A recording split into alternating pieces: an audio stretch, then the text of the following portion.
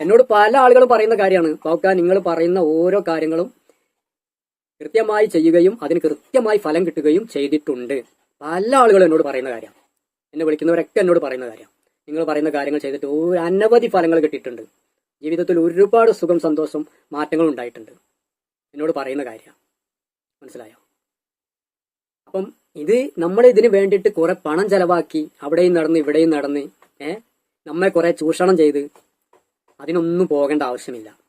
നമുക്ക് വിശ്വാസമുണ്ടോ ഇങ്ങനെയുള്ള ചില കാര്യങ്ങൾ ചെയ്താൽ ഇതൊരു കുറുക്കു വിദ്യയാണ്, ഇങ്ങനെയുള്ള കാര്യങ്ങൾ ചെയ്താൽ നമ്മൾ വിജയിക്കും, നമ്മുടെ ഉദ്ദേശങ്ങളൊക്കെ നടക്കും, നമ്മുടെ ജീവിതത്തിൽ സന്തോഷം ഉണ്ടാവും. ഇത് എന്തിനു വേണ്ടി ഉപയോഗിക്കുക? നല്ലതിന് വേണ്ടി മാത്രം ഉപയോഗിക്കുക. അല്ലാതെ മോശമായ കാര്യത്തിന് വേണ്ടി ആരെങ്കിലുമൊക്കെ വശീകരിക്കാൻ വേണ്ടി ഒന്നും ചെയ്യരുത്.